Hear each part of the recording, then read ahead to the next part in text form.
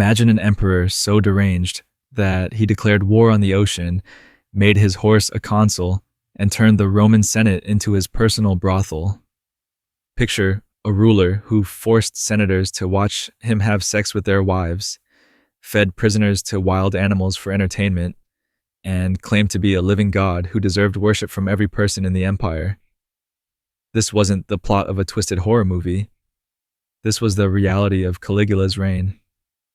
4 years of absolute madness that transformed Rome from the pinnacle of civilization into a nightmare of sexual depravity, random violence, and psychological terror. What happened during those 1,400 days reveals how quickly absolute power can corrupt absolutely, turning a promising young leader into a monster whose cruelty shocked even Romans accustomed to imperial excess. Before we dive into the most depraved reign in Roman history, hit that subscribe button and ring the notification bell, because Caligula's story contains acts of madness and cruelty so extreme that many historians refuse to record them in detail. Gaius Julius Caesar Augustus Germanicus, known to history as Caligula, began his life as Rome's beloved prince, the charming young man who seemed destined to restore the glory and dignity that had been lost during the paranoid final years of Emperor Tiberius. Born in 12 AD to the popular general Germanicus and Agrippina the Elder, Caligula spent his early childhood among Roman legions on the Germanic frontier, where soldiers gave him his nickname Caligula, Little Boots, because of the miniature military uniform he wore. The early signs of Caligula's future madness were subtle but present from childhood. Contemporary accounts describe a boy who showed unusual cruelty toward animals and seemed to take pleasure in the suffering of others.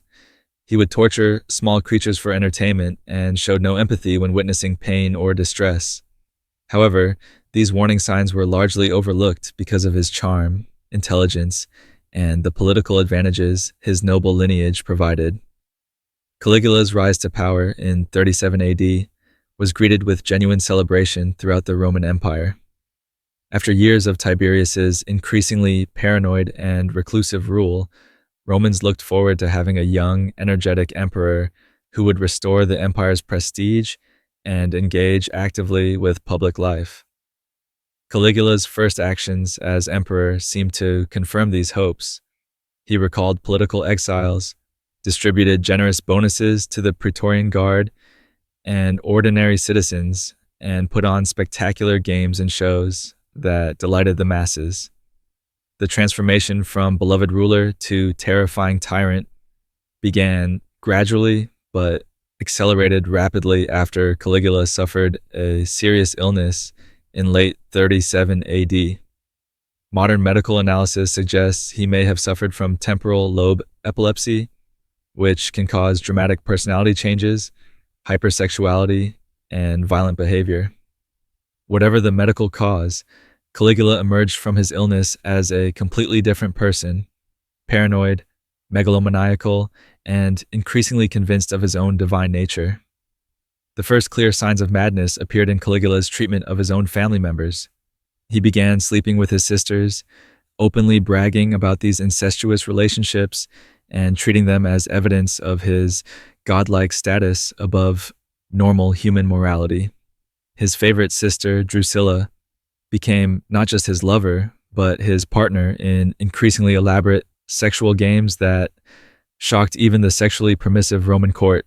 Caligula's growing megalomania expressed itself in demands for divine worship that went far beyond the ceremonial honors traditionally accorded to emperors. He ordered that statues of himself be placed in temples throughout the empire, demanded that people worship him as a living god, and flew into murderous rages when anyone showed insufficient reverence for his supposed divinity. The emperor began wearing the costumes of various gods during public appearances, claiming to be Jupiter, Mars, or Mercury, depending on his mood. The financial consequences of Caligula's excesses became apparent within his first year as emperor. His lavish spending on games, buildings, and personal luxuries quickly exhausted the substantial treasury surplus left by Tiberius. Rather than curtailing his expenses, Caligula began implementing increasingly creative and brutal methods of raising money, including forced inheritances, confiscation of property, and the sale of gladiatorial shows where wealthy Romans were forced to participate as fighters. By the end of 38 AD, it was becoming clear to Roman elites that their beloved young emperor was transforming into something far more dangerous than they had ever imagined. Caligula's transformation of the imperial palace into a center of sexual depravity and psychological torture represented one of the most shocking aspects of his reign, creating an atmosphere where no one was safe from the emperor's twisted appetites and sadistic games. The palace became a place where traditional Roman values were not just ignored, but actively perverted, where senators' wives were treated as imperial property, and where sexual violence was used as a tool of political control. The emperor's sexual appetites were both voracious and completely indiscriminate. Caligula would summon married women to the palace and rape them while their husbands were forced to watch, then provide detailed critiques of their performance in bed during the next day's Senate meetings. He treated the wives and daughters of Rome's most prominent families as his personal harem, available for his pleasure at any time and without any possibility of refusal. Caligula's relationship with his sisters reached new depths of public scandal when he began bringing them to state dinners and official ceremonies as his consorts. He would openly fondle them during formal meetings with foreign dignitaries, describe their sexual abilities to visiting ambassadors, and force court officials to treat them with the respect normally accorded to an empress.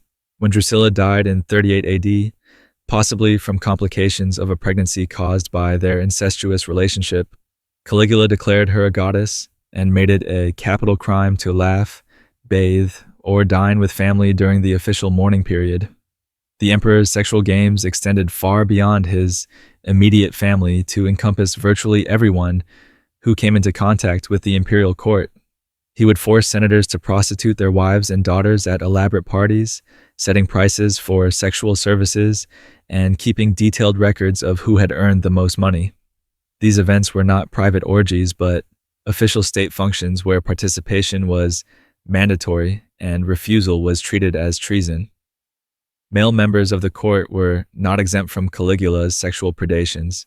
The emperor openly took male lovers from among senators, equestrian class members, and even foreign princes who came to Rome on diplomatic missions.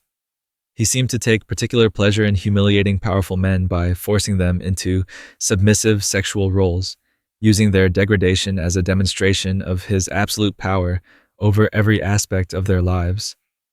The psychological impact of these sexual terroristic tactics extended far beyond their immediate victims. Knowing that the emperor could summon their wives or daughters at any time, and that refusal meant death, created a climate of constant fear and humiliation among Rome's elite classes. Families began keeping their most attractive members away from court, some even sending them to distant provinces to escape imperial attention. Caligula institutionalized sexual violence by creating what he called marriage markets, where prominent Romans were forced to attend auctions of their own family members. The emperor would bid on senators' wives and daughters, always ensuring that he won, then publicly announce the prices he had paid as if purchasing property. These events served both his sexual appetites and his need to demonstrate total dominance over the social hierarchy that had previously defined Roman society. The palace servants, guards, and administrators who witnessed these daily horrors lived in constant terror, knowing that any sign of disapproval or reluctance to participate could result in immediate execution or worse, becoming the next victim of the emperor's sadistic games. Caligula's descent into complete madness reached its peak during the final 2 years of his reign, when the emperor's delusions of divinity merged with an increasingly creative approach to murder and torture that terrorized even the most hardened Roman aristocrats. His killing sprees were not random acts of violence, but carefully orchestrated demonstrations of power designed to remind everyone that their lives depended entirely on his whims and momentary moods. The emperor's murder techniques became increasingly elaborate and sadistic as his reign progressed. He would force parents to attend their children's executions, then invite them to dinner immediately afterward, where he would joke about the deaths and critique the victims' final words. Senators were made to draw lots to determine who would be killed each month, creating a lottery of death that kept the entire governing class in constant terror of their emperor's next creative killing spree. Caligula's claims to divinity went far beyond the traditional imperial cult that previous emperors had tolerated rather than actively promoted. He built temples dedicated to himself throughout Rome and the provinces, staffed them with priests whose job was to worship him as a living god, and demanded that foreign kings prostrate themselves before his image during diplomatic meetings. The emperor claimed to have regular conversations with Jupiter and other gods, often arguing with them publicly and sometimes declaring war on rival deities who had offended him. The famous incident of declaring war on Neptune and ordering his soldiers to collect seashells as spoils of war was not an isolated act of insanity, but part of a broader pattern of treating the natural world as subject to his imperial authority. Caligula ordered the construction of a temporary bridge across the Bay of Naples so he could ride across it wearing Alexander the Great's breastplate, demonstrating his power over both the sea and the historical precedent. Caligula's relationship with his horse Incitatus became a symbol of his complete break with reality and his contempt for traditional Roman institutions. He not only threatened to make the horse a consul, but actually began the formal appointment process, providing Incitatus with a house, servants, and a wife. The emperor claimed that his horse gave better military advice than his human generals, and threatened to execute anyone who failed to show proper respect to his equine advisor. The emperor's paranoia reached pathological levels as he became convinced that everyone around him was plotting his assassination. He began executing people based on dreams, omens, and random accusations from other terrified courtiers, trying to deflect suspicion from themselves. Entire families were wiped out because someone had appeared in one of Caligula's nightmares, or because their ancestor had once opposed a member of the imperial family. Perhaps most disturbing was Caligula's systematic corruption of Roman religious and legal institutions to serve his madness. He forced priests to participate in blasphemous ceremonies, judges to condemn innocent people based on fabricated evidence, and senators to vote for increasingly absurd legislation that formalized his delusions. The emperor was not just destroying individual lives, but dismantling the entire framework of law, religion, and social order that had made Roman civilization possible. By early 41 AD, it was clear to everyone around Caligula that his madness was accelerating towards some catastrophic conclusion that would likely destroy the empire itself if allowed to continue. By January 41st AD, Caligula's reign of terror had created such a climate of fear and desperation among Rome's elite that assassination became not just desirable, but necessary for the survival of the empire itself. The conspiracy that formed around Cassius Chaerea, a Praetorian tribune whom Caligula had repeatedly humiliated with sexual jokes and feminine nicknames, represented the last hope of ending 4 years of systematic madness before it destroyed Roman civilization entirely. The final conspiracy against Caligula was remarkable for how broadly it was supported across different segments of Roman society. Senators who had watched their wives raped and their children murdered, Praetorian guards who had been forced to participate in the emperor's sexual games, palace servants who lived in daily terror of arbitrary execution, and even some members of the imperial family who understood that Caligula's madness threatened the entire Julio-Claudian dynasty. Cassius Chaerea's personal motivation for leading the assassination plot stemmed from years of sexual humiliation at Caligula's hands. The emperor had consistently mocked Chaerea's masculinity, given him feminine passwords for military duties, and forced him to participate in degrading sexual scenarios designed to demonstrate the Praetorians' complete powerlessness. For Chaerea, killing Caligula became not just a political necessity, but a restoration of personal dignity that the emperor had systematically destroyed. The assassination itself took place on January 24th, 41 AD, during the Palatine Games, when Caligula was returning to the palace through an underground passage.